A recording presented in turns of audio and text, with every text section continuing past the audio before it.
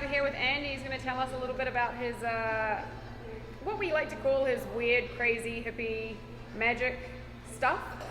So Andy, do you want to explain it a little bit better than what I just did?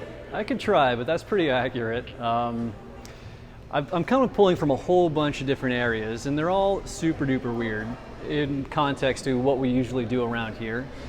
But I think what you're asking about is the RPR sort of treatments, and that's the Reflexive Performance Reset type of thing, where basically what I do is I get an athlete on a table, and we just kind of check certain muscles, certain reflexes to figure out if this 3-pound blob of jelly is actually talking to the bicep or actually talking to the lat. And we go through some muscle tests, and we go through some gait assessment, and we do some manual work with some breathing work to try to get the communication back online if it isn't really working that well. Cool. So who would, someone that would benefit from this? I can think about two people. The person who's super duper overstressed.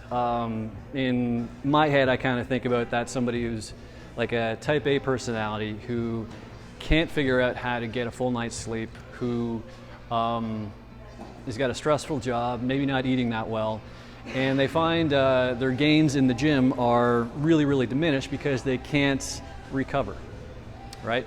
So this type of treatment actually kind of helps shift people over into the parasympathetic side of the nervous system. And that's really the rest and digest and repose type of thing. Generally what we do in here is pretty sympathetic, which is the kind of fight or flight type of stuff. And you kind of need that for training, but you should be able to flick the switch to switch over to the parasympathetic, the recovery side of things. So this treatment kind of helps that. The other person would be the guy or gal who's like, hey, I just can't get my glutes to turn on. I can't feel my glutes when I squat. My coach has given me a whole bunch of clamshells and glute bridges and nothing seems to work.